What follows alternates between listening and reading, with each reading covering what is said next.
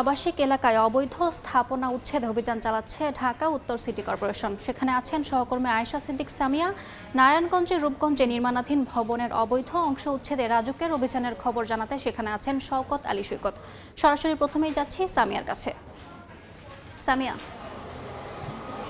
আজও কিন্তু চলছে ঢাকা উত্তর সিটি কর্পোরেশনের উচ্ছেদ অভিযান এবং আজ আমরা যে এলাকাটি আছি আসলে এটি মিরপুর 2-এর রূপনগর আবাসিক এলাকা। এই এলাকাটিতে আসলে সড়কের মাঝেই চলাচল বিঘ্ন করার জন্য কিন্তু করা হয়েছিল একটি গেটের আসলে এখানে ব্যবস্থা করা হয়েছিল। রাত হলেই আসলে এই গেটগুলো বন্ধ করে দেওয়া হতো, যার ফলে এই সড়কের ব্যবহার জনগণ আসলে সড়ক ব্যবহার থেকে আসলে বঞ্চিত হতো, যার প্রেক্ষিতেই কিন্তু আসলে এক ধরনের অভিযোগ পেয়ে কিন্তু আজ ঢাকা উত্তর সিটি কর্পোরেশনের তারা কিন্তু এখানে এসেছেন এবং এখানে কিন্তু যে ধরনের গেটগুলো আছে অনুমতি না নিয়ে আসলে এই গেটগুলো এখানে নির্মাণ করা হয়েছে, সেই গেটগুলো কিন্তু আসলে তারা উচ্ছেদ করছে।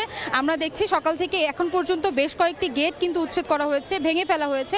এক্সকাভেটর দিয়ে কিন্তু তারা আসলে প্রতিটি সড়কে যাচ্ছে এবং প্রতিটি সড়কে যেয়েই কিন্তু তারা আসলে গেটগুলো ভেঙে ফেলছে। আমরা দেখেছি আসলে আমরা এখানে যে স্থানীয় আবাসিক যে জনগণ আবাসিক এলাকাবাসী যারা আছে তাদের সাথে আমরা কথা বলেছি।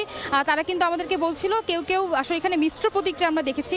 কেউ বলছে যে এই গেট থাকলে আসলে তাদের জন্য নিরাপত্তা নিশ্চিত করা যায় এবং এই নিরাপত্তার ফলে কিন্তু আসলে তারা এই এলাকাটিতে রাতের বেলা আসলে নিরাপদ বোধ করে।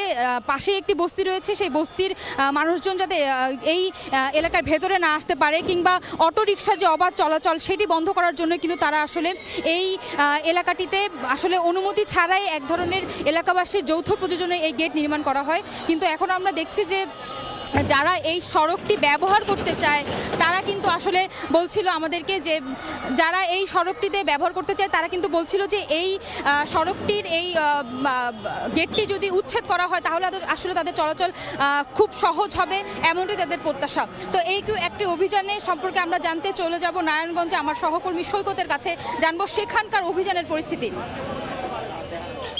নকশা বহির্ভূত এবং অনুমোদন ছাড়া ভবন নির্মাণ বন্ধে নারায়ণগঞ্জে গত রোববার থেকে আজকে টানা 4 দিন ধরে অভিযান পরিচালনা করছে রাজধানী উন্নয়ন কর্তৃপক্ষ রাজুক। আজকে সকাল থেকে অভিযান চলছে রূপগঞ্জ উপজেলার গোলাকান্দাইল ইউনিয়নের আমলাবো এলাকায়। আমরা দেখতে পাচ্ছি এখানে নির্বাহী ম্যাজিস্ট্রেট লিটন সরকারের নেতৃত্বে রাজুকের কর্মকর্তারা উপস্থিত আছেন। এখানে একটি 5তলা ভবনে তারা অনুসন্ধান করে যে দেখেছেন যে ভবনটি রাজুকের কোনো নকশা বা অনুমোদন ছাড়াই একেবারে নিয়ম বহির্ভূত ভাবে এবং ইমারত আইন লঙ্ঘন করে নির্মাণ করা হচ্ছে, যে কারণে এই ভবনটি তারা ভেঙে ফেলার নির্দেশ দিয়েছেন নির্বাহী ম্যাজিস্ট্রেট এবং সে অনুযায়ী কাজ চলছে। একই সাথে এই ভবন মালিককে 1 লক্ষ টাকা জরিমানা করেছেন নির্বাহী ম্যাজিস্ট্রেট। এর আগে আরো 2টি ভবনে রাজুক অভিযান পরিচালনা করেছে।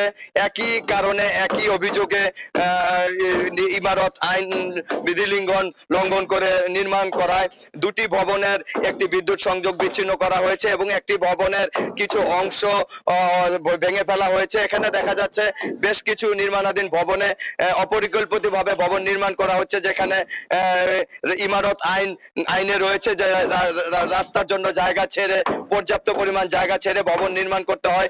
এখানে কিন্তু অধিকাংশ নির্মাণাধীন ভবন মালিকরা সেই নিয়ম মানছেন না এবং তার সে ব্যত্যয় ঘটছে, যে কারণে নির্বাহী ম্যাজিস্ট্রেট রাজুক কর্তৃপক্ষ তাদের বিরুদ্ধে এই ব্যবস্থা নিয়েছে। নির্বাহী ম্যাজিস্ট্রেট আমাদের জানিয়েছেন আজকে এই রূপগঞ্জ উপজেলার গোলাকান্দাইল এলাকায় 10টি ভবনে নির্মাণাধীন 10টি ভবনে এ ধরনের অভিযান তারা পরিচালনা করবেন। এই ছিল নারায়ণগঞ্জের রূপগঞ্জের গোলাকান্দাইল উপজেলায় নির্মাণাধীন বহুতল ভবনে রাজুকের অভিযানের সবশেষ। সরাসরি যুক্ত ছিলাম নারায়ণগঞ্জের রূপগঞ্জ থেকে এবং তার আগে যুক্ত ছিলাম রাজধানীর মিরপুর থেকে।